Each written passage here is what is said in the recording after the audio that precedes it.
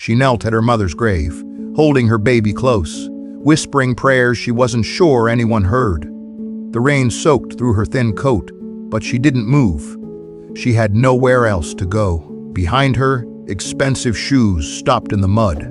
A voice, quiet but firm, said 4 words that would change everything. "You don't deserve this." But was he there to help or to judge? What happened next will restore your faith in humanity. The cemetery was quiet, except for the gentle patter of rain against the bare November trees. 19-year-old Maya Thompson knelt in the damp grass, her knees soaking through her thin jeans, but she barely noticed. In her arms, 3-month-old Isaiah slept peacefully, wrapped in the only blanket soft enough for his sensitive skin, a faded yellow one her mother had crocheted before she passed. "Mama," Maya whispered, her voice breaking as she traced her fingers over the simple granite headstone. "I don't know what to do anymore." 6 months. That's how long it had been since cancer had stolen her mother away. 6 months since Maya had become truly alone in the world. Well, not completely alone. She had Isaiah, her beautiful, innocent baby boy who deserved so much more than she could give him. The rain came down harder, but Maya didn't move. This cemetery, this grave, was the only place she felt connected to anything anymore. Her apartment, if you could call that single room with a hot plate an apartment, was 3 bus rides away. She'd been evicted this morning. The landlord had finally made good on his threats after she'd missed 2 months of rent. Everything she owned was in 2 trash bags hidden behind a dumpster near the bus stop. She'd been too ashamed to carry them into the cemetery. What kind of mother ends up homeless with a baby? What kind of daughter fails so completely at the one thing her mother asked of her, to be strong? "I'm trying, Mama," she sobbed quietly.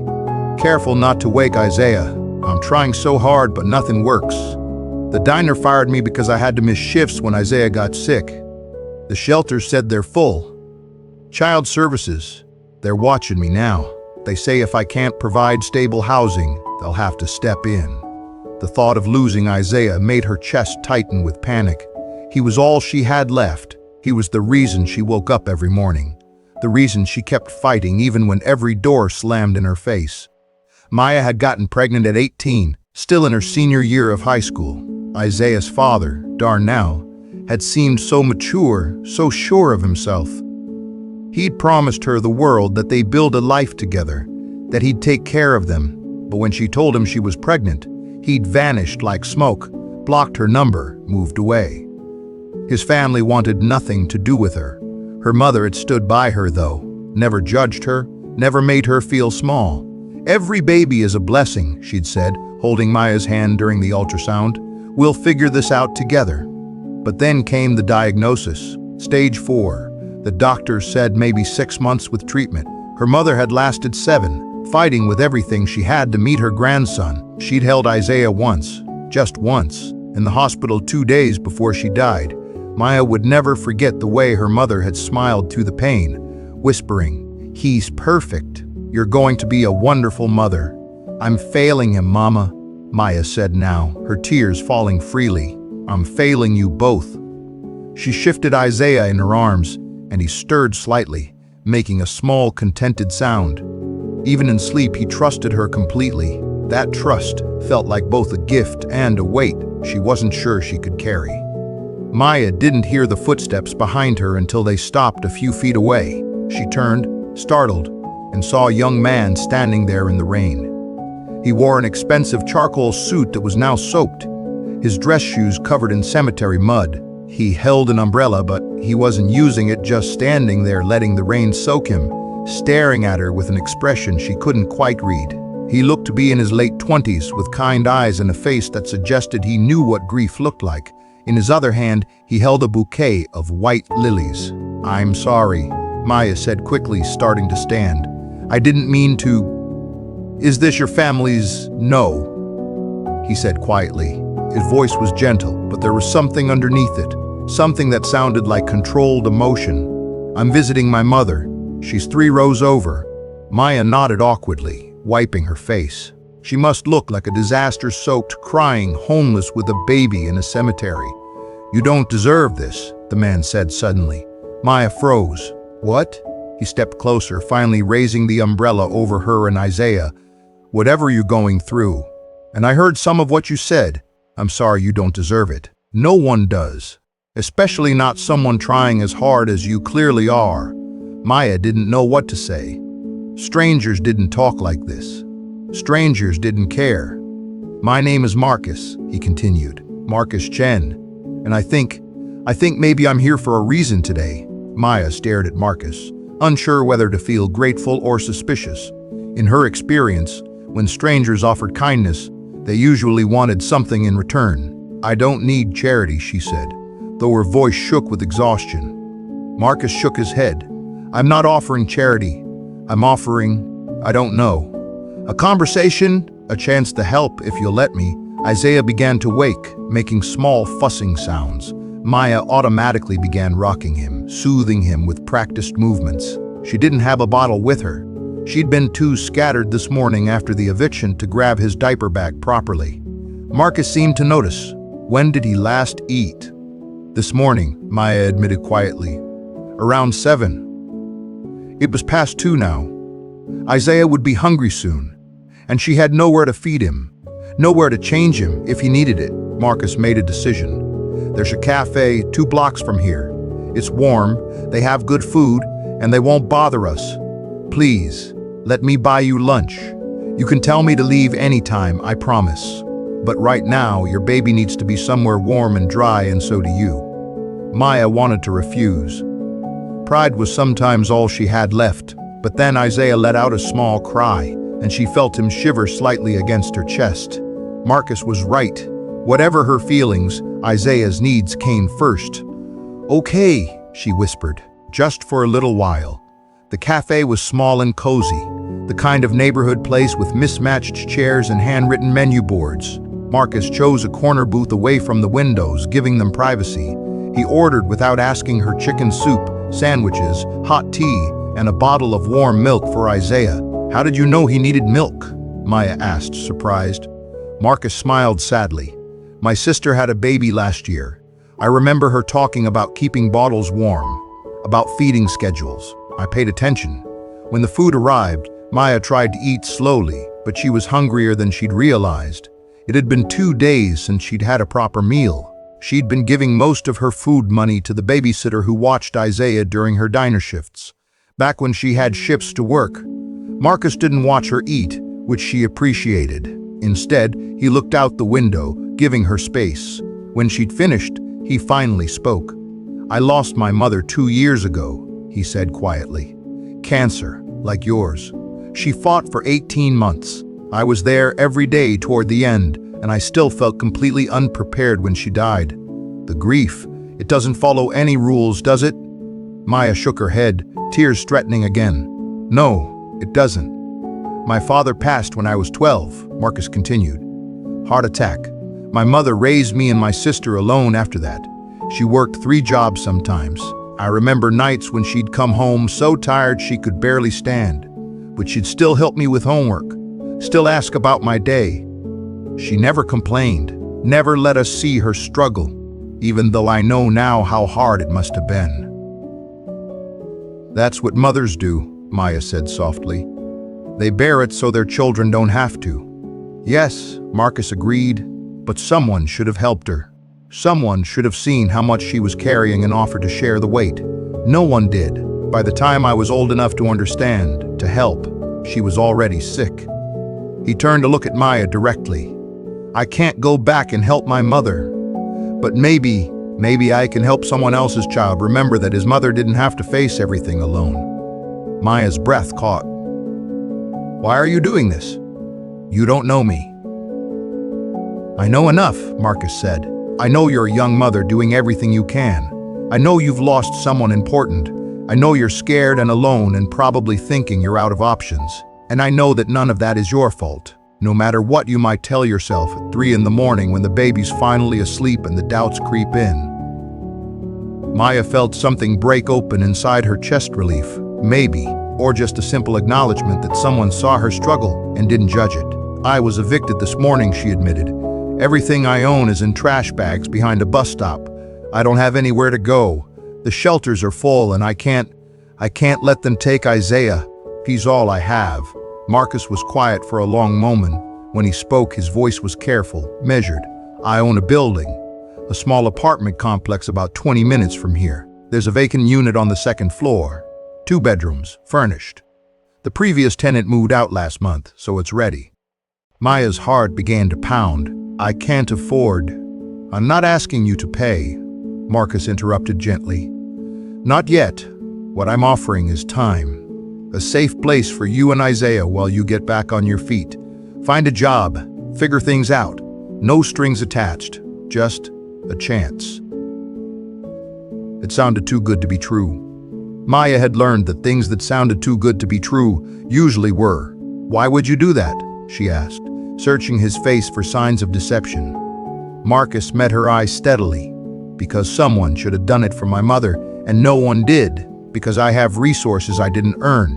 I inherited my father's tech company, and what good are resources if you don't use them to make someone's impossible situation a little less impossible? And because, he paused, because I've spent 2 years asking God why I couldn't save my mother.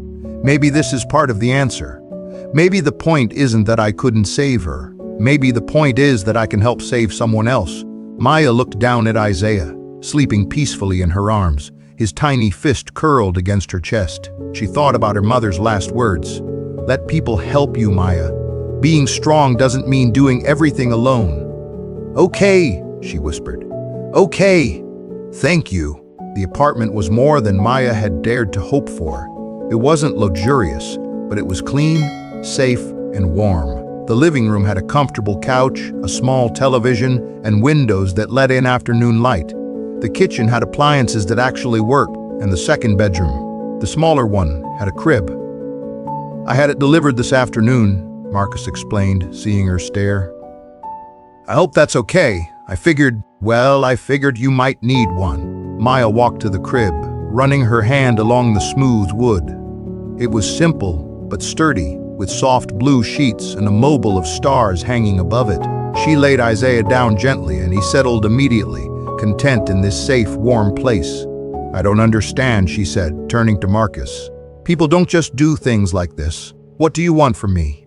Marcus leaned against the door frame, his hands in his pockets. I want you to let me help. That's all. I know it's hard to trust, believe me. After my father died, my mother didn't trust anyone for years. But sometimes accepting help is the bravest thing you can do. He pulled out a business card and set it on the dresser. My number's on there. If you need anything at all, call me. There's food in the kitchen, diapers and formula in the cabinet, basic supplies. Just take care of yourself and your son. That's what I want. After Marcus left, Maya walked through the apartment in a daze. She opened the refrigerator and found it stocked with fresh food. The cabinets held everything from pasta to baby food to her favorite tea. How did he know that? Maybe he just guessed well.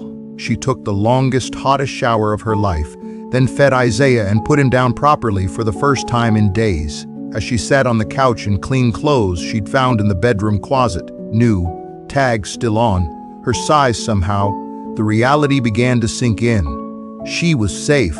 For the first time in months, she was safe. But doubt crept in as the evening darkened into night. What if Marcus changed his mind? What if this was some kind of setup? What if he expected things in return?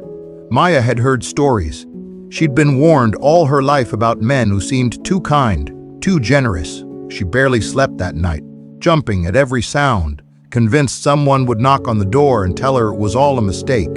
But no one came. The next morning, Maya found an envelope that had been slipped under her door. Inside was a note in neat handwriting. Maya, I hope you slept well. I've arranged for a social worker friend of mine, Janet Williams, to visit you this afternoon at 2 p.m. She's someone I trust completely, and she can help you navigate the system to get benefits, job placement, and child care assistance. Don't worry, she's on your side. Also, I took the liberty of paying the deposit for a child care center 2 blocks away. They have an opening for Isaiah starting next month, which should give you time to job hunt. If you need anything before then, you have my number. Maya sat on the couch holding the note and cried. Not from sadness this time, but from overwhelming relief, and something else she hadn't felt in so long she'd almost forgotten what it was like. Hope. Janet Williams arrived promptly at 2. She was a black woman in her 50s with warm eyes and a no-nonsense demeanor that immediately put Maya at ease. "Marcus called me," Janet said, sitting at the kitchen table with a folder full of documents. "Told me your situation.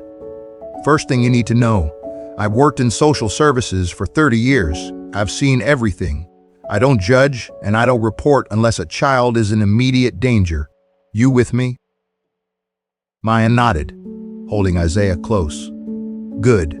Second thing, Marcus is one of the good ones. I know that's hard to believe when you've been through what you've been through, but I've known him for 3 years. He helped my nephew get back on his feet after a bad divorce. Didn't ask for anything, didn't make a big deal of it, just helped. That's who he is." Over the next 2 hours, Janet walked Maya through everything, applying for WIC benefits, registering for food assistance, finding job training programs, and understanding her rights as a single mother. She made phone calls, filled out forms, and gave Maya a checklist of next steps. "You're going to be okay," Janet said as she was leaving. "It won't be easy, and it won't be quick, but you're going to make it.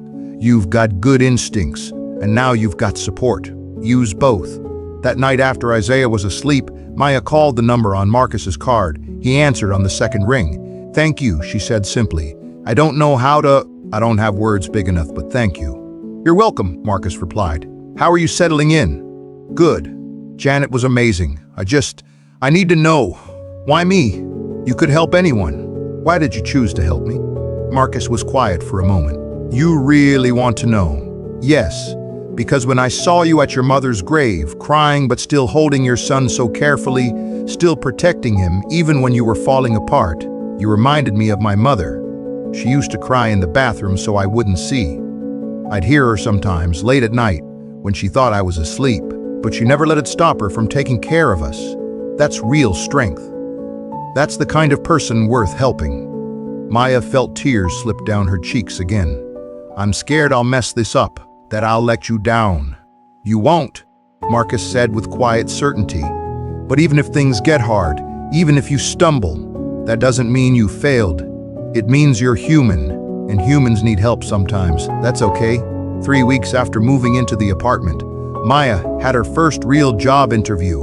It was for a receptionist position at a dental office, nothing glamorous, but it offered steady hours, decent pay, and benefits after 90 days. She'd prepared for days. Janet had helped her put together a resume, glossing over the gaps in her employment and emphasizing her customer service experience from the diner. Marcus had bought her interview clothes professional, but not flashy. She'd practiced answering questions in the mirror until Isaiah started mimicking her serious expression, which had made them both laugh. But now, sitting across from Mr. 2, Patterson, the office manager, Maya felt all her confidence evaporating. "So," Patterson said, looking at her resume with barely concealed skepticism, "you're 19, with a 3-month-old baby, no college degree, and you're living in Chen Properties?" The way he said it made Maya's stomach sink.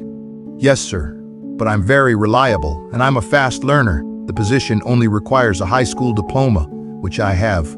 "And who's watching your baby while you work?" Patterson interrupted. "Because in my experience, young mothers miss a lot of work. Sick kids, daycare issues, all of that."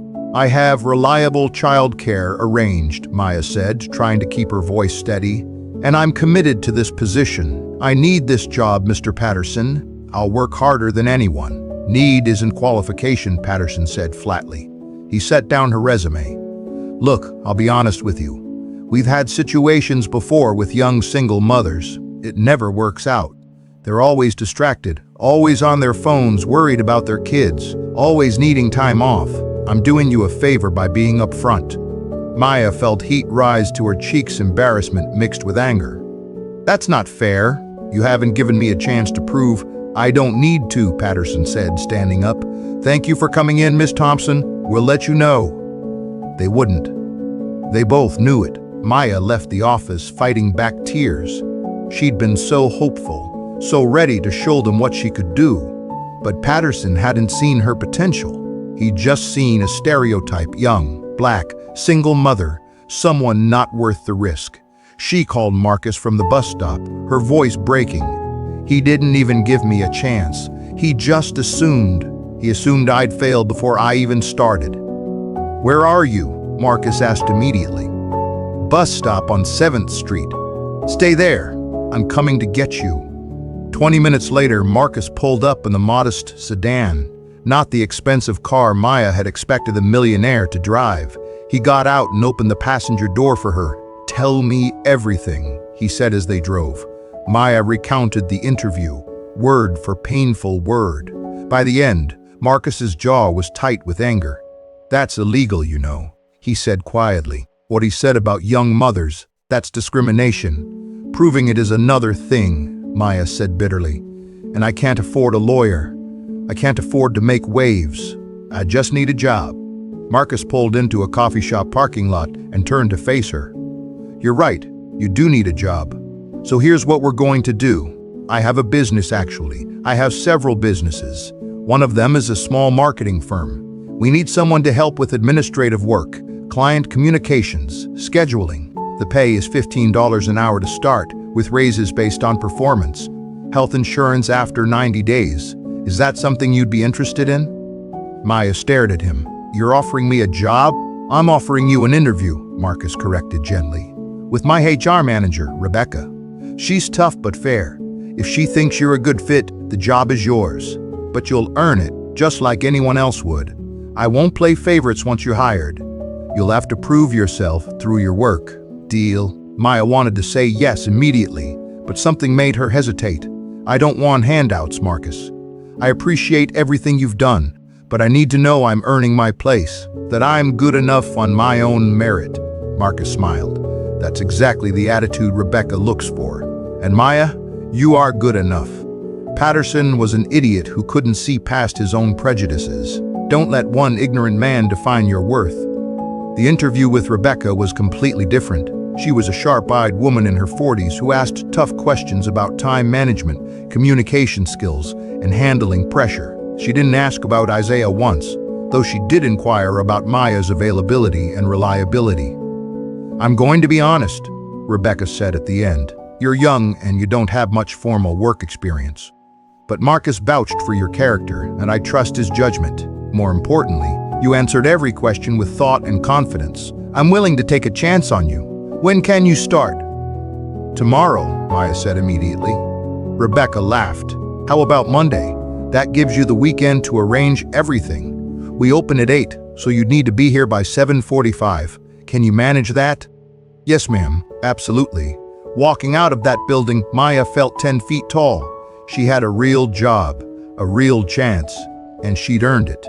Not through charity, but through her own merit. But that night, alone in her apartment with Isaiah sleeping peacefully, doubt crept back in. What if Rebecca had only hired her because Marcus asked? What if she wasn't really good enough? What if she messed up and embarrassed Marcus, embarrassed herself, proved Patterson right? The fears spiraled until she couldn't sleep. Finally, around midnight, she texted Marcus, "What if I'm not good enough? What if I fail?" His response came immediately. "Then you learn from it and try again." Failure isn't falling down, Maya. It's refusing to get back up. You've already survived things that would break most people. A job? You've got this. I believe in you. Now you need to believe in yourself. Maya read the message 3 times, then looked over at Isaiah's crib. He deserved the mother who tried, who fought, who didn't give up even when she was scared. "Okay," she whispered to the darkness. "Okay, I can do this." Maya's first 3 months at Chen Marketing exceeded everyone's expectations, including her own. She arrived early every morning, stayed late when needed, and approached every task with meticulous attention to detail. She learned the company's systems quickly, memorized client preferences, and developed a reputation for being unflappable under pressure. When a major client called with a crisis at 4:30 on a Friday afternoon, Maya stayed until 8 helping Rebecca resolve it, never once complaining. "You're natural," Rebecca told her during her 90-day review. "I'm giving you a raise $17 an hour, and I want to start training you on project coordination. You've earned it." For the first time in her life, Maya felt like she was building something real. She had a savings account with actual money in it. Isaiah was thriving at the daycare Marcus had found. She'd even started taking online business classes in the evenings, working toward a degree. But success brought its own complications. Jessica Moreno, another administrative assistant who'd been with the company for 2 years, began treating Maya with barely concealed hostility. It started small, forgetting to pass along messages, making snide comments about teachers' pets within Maya's hearing. But it escalated when Rebecca announced that Maya would be assisting with the company's biggest account, a launch campaign for a new tech startup. "This is ridiculous," Jessica complained loudly in the break room one afternoon, clearly wanting Maya to hear. "She's been here 3 months, and she's already getting opportunities some of us have been waiting years for. I wonder what she's doing to get such special treatment." The implication was clear and ugly. Maya felt her face burn with humiliation, but she kept her head down and walked away. She wouldn't give Jessica the satisfaction of a reaction. But Jessica wasn't finished. A week later, a major mistake appeared in a client proposal. Contact information was wrong, deadlines were listed incorrectly, and the budget had several significant errors. Rebecca called Maya into her office, her face serious. "This proposal was your responsibility," Rebecca said, showing Maya the document. "What happened?" Maya stared at the screen in horror. I don't understand. This isn't what I submitted. I triple-checked everything before I sent it to you yesterday." "Are you saying you didn't make these mistakes?" "I'm saying these aren't my mistakes. This isn't the version I gave you." Rebecca studied Maya's face for a long moment. "Okay, I believe you. But someone changed this document. Any idea who?" Maya thought about Jessica's hostility, but she had no proof. "No. But I have the original version saved on my personal drive. I can show you timestamps and everything." The timestamps proved Maya's innocence. The document had been accessed and altered from Jessica's computer login at 6:15 the previous evening, after Maya had gone home. When confronted with the evidence, Jessica claimed her login must have been stolen, but Rebecca wasn't buying it. "You are suspended pending investigation," Rebecca told Jessica. "And Maya, I owe you an apology. I should have checked the timestamps immediately instead of assuming." "It's okay," Maya said quietly. "I understand. I'm still new. It makes sense to question me first, but it didn't feel okay. It felt like being back in Mr. Patterson's office, being judged and found wanting before she'd even had a chance to speak." Marcus found her crying in the stairwell during her lunch break. "Hey," he said gently, sitting down beside her. "Rebecca told me what happened. I'm sorry. Jessica's being terminated, for the record. We have a zero-tolerance policy for sabotage." "That's not why I'm crying," Maya said, wiping her face. "I'm crying because, for a minute, even after everything, Rebecca doubted me. And I get it. I'm the newest person here, it makes sense. But it hurt. It hurt to realize that I still have to work twice as hard to get half the trust." Marcus was quiet for a moment. "You're right, and that's not fair. But here's what I've learned, and what my mother taught me.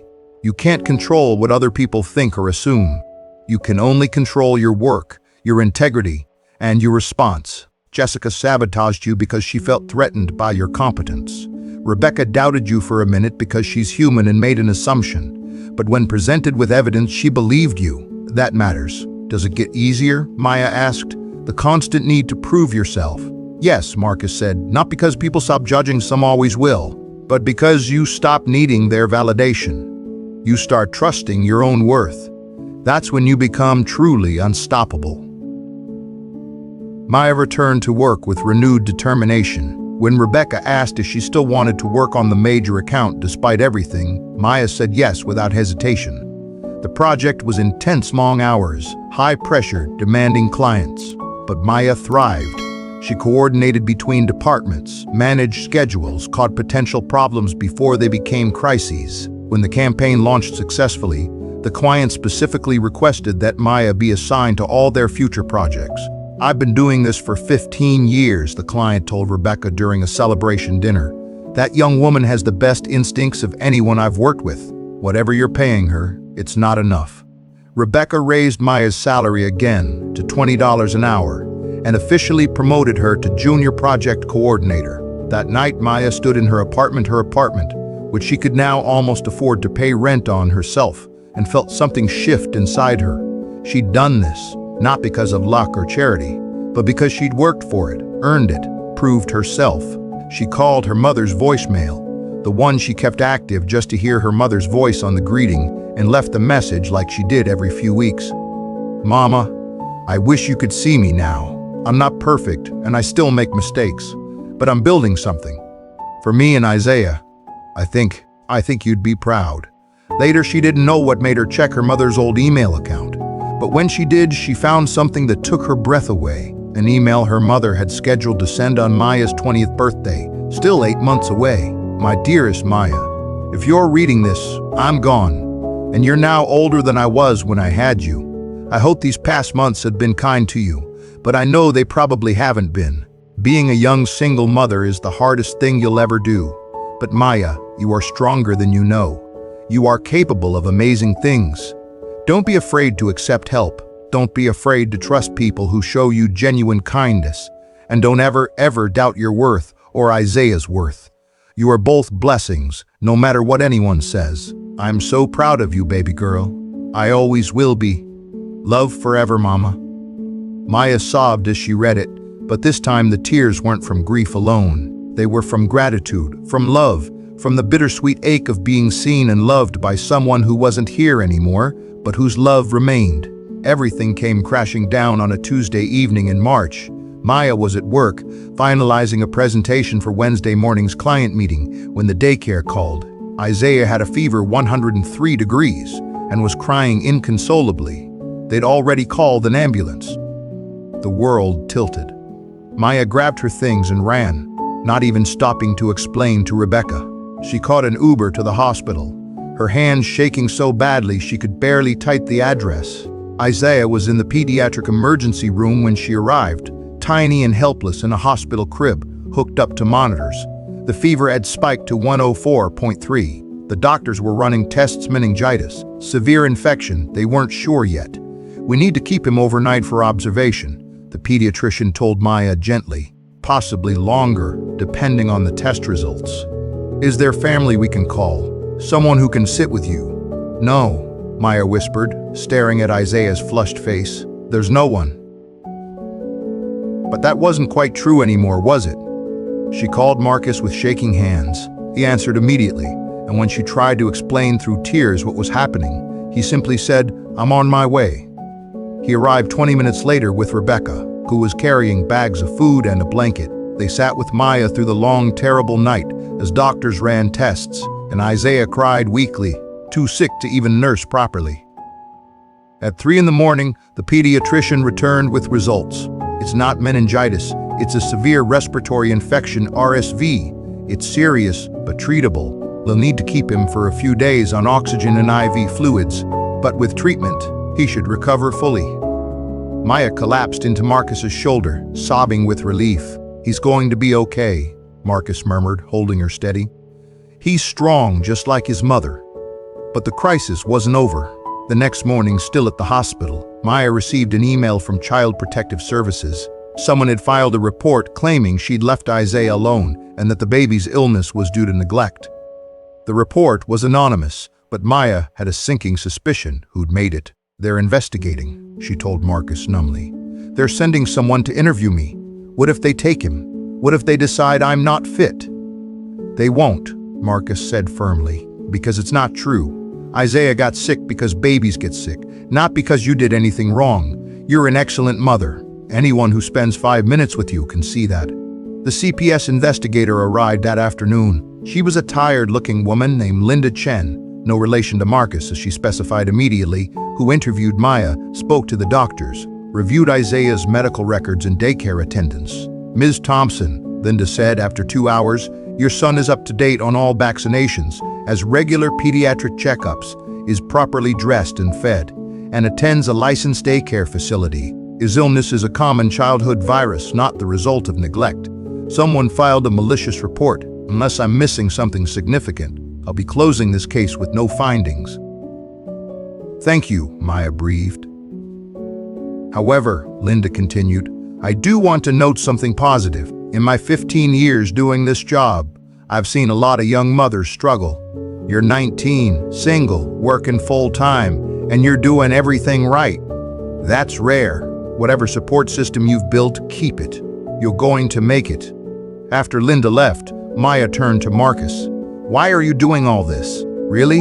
I need to understand. Marcus looked out the hospital window at the city beyond. When my mother was dying, she made me promise something. She said, "Marcus, you're going to have money and opportunities most people never get. Don't waste them on things that don't matter. Use them to make someone's impossible situation possible." I didn't really understand what she meant until I saw you at the cemetery that day. He turned back to Maya. You were doing everything right and still losing. That's not fair. That's not how the world should work. So I'm keeping my promise to my mother by making sure her legacy is kindness, not just money. Does that make sense? Yes, Maya said softly. It does. Isaiah recovered over the next 3 days. By Friday, he was smiling again, reaching for Maya, babbling his baby sounds. The hospital discharged him with instructions to follow up with his pediatrician and watch for any recurring symptoms. But there was still Wednesday's missed client meeting to deal with. Maya had left without explanation, abandoned a major presentation. She'd been so focused on Isaiah that she hadn't even thought about work. She returned to the office Monday morning expecting the worst. Instead, Rebecca hugged her. "Is Isaiah okay?" Rebecca asked immediately. "Yes, he's recovering well." "Good. Now sit down. We need to talk." Maya's stomach sank. Here it came. The firing, the disappointment. But Rebecca smiled. "Marcus told me what happened. The client meeting went fine. He stepped in and presented your work, which, by the way, was excellent. The client loved it. But Maya, you need to understand something. Your baby's health is more important than any job. If you'd stopped to explain before leaving, I would have told you to go. If something like this happens again, God forbid you leave. You call me from the car if you need to, but you go. Family first. Always. Understood?" Maya nodded, unable to speak around the lump in her throat. "One more thing," Rebecca said. "That CPS report, we looked into it. It came from Jessica Moreno's personal email account. We filed a police report for false reporting and harassment. I wanted you to know." That night, Maya sat on her couch with Isaiah sleeping on her chest, thinking about everything that had happened. A year ago, she'd been alone and hopeless. Now she had a job, a home, people who cared about her and Isaiah. But she also understood something important. She'd earned this, not through luck or charity, but through showing up every day, doing her best, being honest, and allowing herself to accept help when she needed it. Strength wasn't doing everything alone. Strength was knowing when to stand and when to reach out your hand. 1 year after that rainy day in the cemetery, Maya stood at her mother's grave again. But everything was different now. Isaiah, almost 15 months old, toddled beside her, holding her hand, babbling happily at the flowers.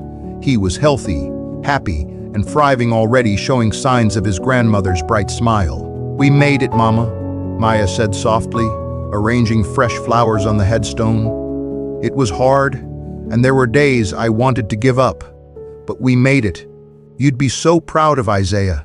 He's walking now, saying a few words. And Mama, I have my own business." It was true. 3 months ago, with Marcus as her investor and mentor, Maya had launched her own small marketing consulting firm, specializing in helping minority-owned small businesses establish their brands. She'd started with 2 clients, both referrals from Marcus, and now had 7, with 3 more pending contracts. She heard footsteps behind her and turned to see Marcus approaching with flowers of his own. They'd fallen into a rhythm of meeting at the cemetery every few months, each visiting their mother, sometimes talking, sometimes just sitting in comfortable silence. "Hey," Marcus said, smiling at Isaiah, who immediately reached for him. Marcus scooped him up easily, making the toddler giggle. "How's she doing today?" "Good," Maya said. "I was just telling her about the new contracts." "You should be proud," Marcus said seriously. "What you've built in less than a year, most people don't accomplish that in 5. You've come so far. Because you helped me," Maya said.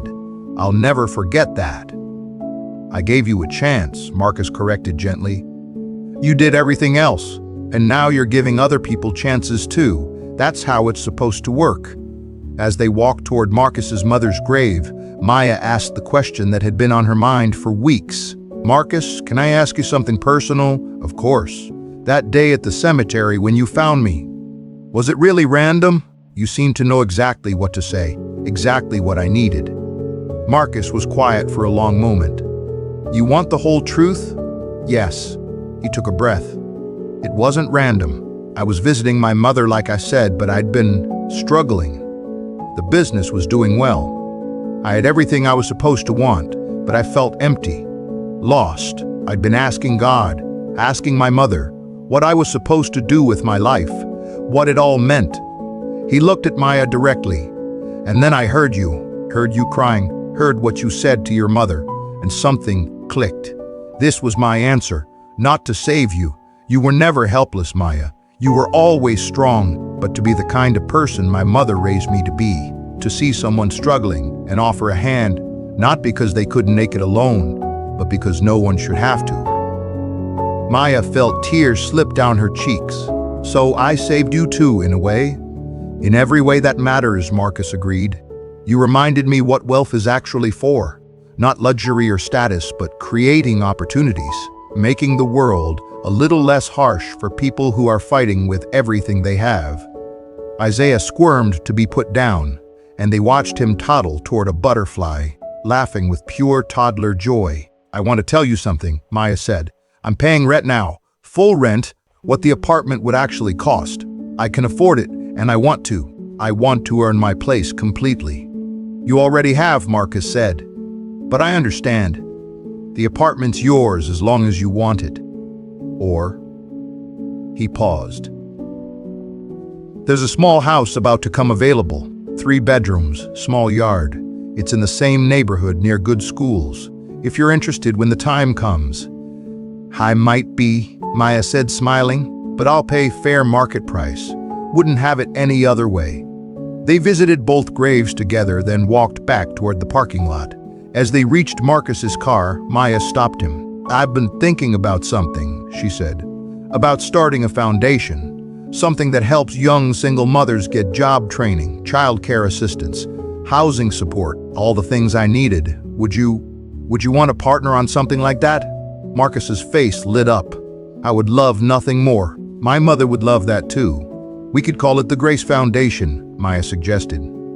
After our mothers. Grace for the chances they gave us, and grace for the chances we want to give others. Perfect, Marcus said. Then he pulled an envelope from his jacket. I was going to wait, but this seems like the right moment. Open it. Inside was a check, a large one with a note. Your first investor contribution to the Grace Foundation. Let's change some lives together. Maya looked up at him with tears streaming down her face. Thank you for everything, for seeing me when I couldn't see myself. Thank you for letting me, Marcus replied. For trusting me when you had every reason not to. For showing me that sometimes the answer to why couldn't I save my mother is so you could help save someone else. 6 months later. Maya stood at a podium in a small community center, looking out at 30 young mothers who'd gathered for the Grace Foundation's first workshop. Some looked hopeful, some skeptical, all exhausted in that particular way that single mothers understood. My name is Maya Thompson, she began. 2 years ago, I was homeless with a 3-month-old baby. I'd been evicted, fired from my job, and I just lost my mother to cancer. I thought my life was over. I thought I'd failed as a mother before I'd really begun. She saw recognition flicker across several faces, but someone helped me, Maya continued. Not because I deserved it or earned it, but because he believed everyone deserves a chance. And that help changed everything. Not by solving all my problems, but by giving me space to breathe, to think, to build something better. She gestured to Marcus, who stood at the back of the room. The Grace Foundation exists to give you that same space. We're not going to fix everything. We're not going to make life easy, but we're going to walk beside you while you fix things yourself. Because you're not broken. You're not failures. You're warriors fighting a battle most people never see. After the presentation, a young woman approached Maya nervously. She couldn't have been more than 18, with a baby carrier on her chest and defeat in her eyes. Is it real? The girl whispered. The help you're offering? Or is this one of those things where there's always a catch? Maya thought about herself 2 years ago, distrustful and desperate. It's real, she said gently. There's paperwork and requirements. We need you to show up, to try, to work with us. But there's no catch, just people who've been where you are, trying to make the road a little easier for the ones coming behind. The girl started crying. "I'm so tired," she admitted. "I'm so tired of doing everything alone." "I know," Maya said, putting her arm around her. "I know, but you're not alone anymore. We've got you."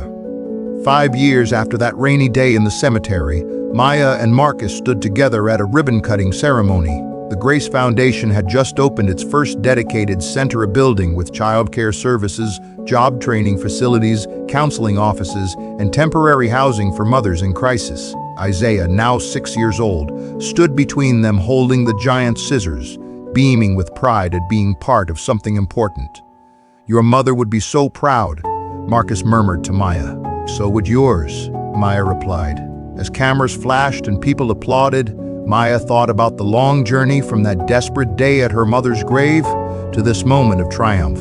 She thought about every struggle, every doubt, every moment she wanted to give up, and she thought about the simple truth that had changed everything.